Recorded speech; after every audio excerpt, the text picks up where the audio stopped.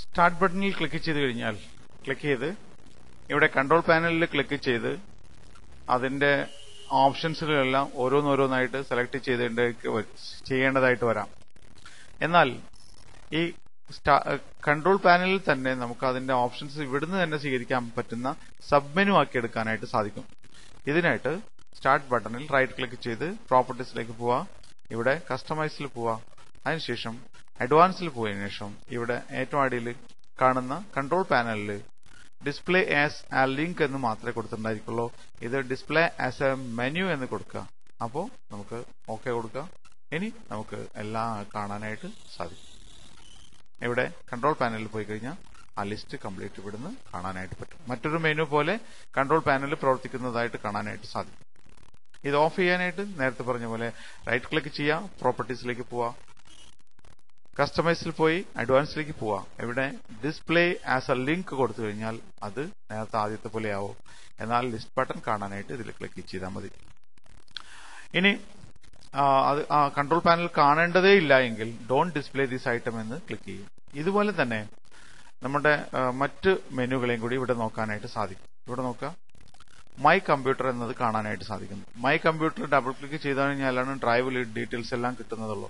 എന്നാൽ നേരത്തെ control panel കാണിച്ച പോലെ തന്നെ അതും ഒരു സബ് മെനു രൂപത്തിലാക്കാനായിട്ട് നമുക്ക് ഡിസ്പ്ലേ ആസ് മെനു എന്ന് ക്ലിക്ക് ചെയ്യുക, ഓക്കെ കൊടുക്കുക. ഇവിടെ നിങ്ങൾ നോക്കിക്കഴിഞ്ഞാൽ ഇപ്പോൾ മൈ കമ്പ്യൂട്ടറിലെ ഡിസ്കുകളെ വിവരങ്ങൾ ഇവിടെ തന്നെ കാണാനായിട്ട് സാധിക്കും.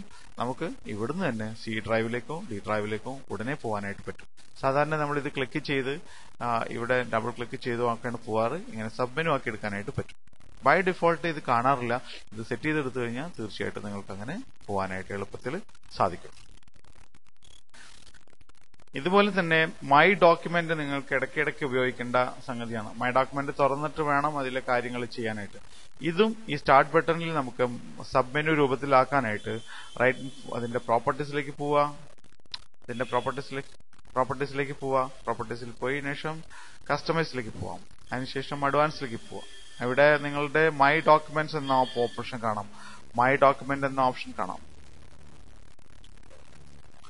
ഇതിലെ ഡിസ്പ്ലേ ആസ് ലിങ്ക് എന്നുള്ളത് ഡിസ്പ്ലേ ആസ് മെനു എന്ന് കൊടുത്തു കഴിഞ്ഞിട്ട് ഓക്കെ കൊടുക്കാം. അതിനുശേഷം വീണ്ടും ഓക്കെ കൊടുത്തു കഴിഞ്ഞാൽ നിങ്ങൾക്ക് മൈ ഡോക്യുമെന്റിലെ കണ്ടന്റും സബ് മെനു ആയിട്ട് കാണാനായിട്ട് സാധിക്കും.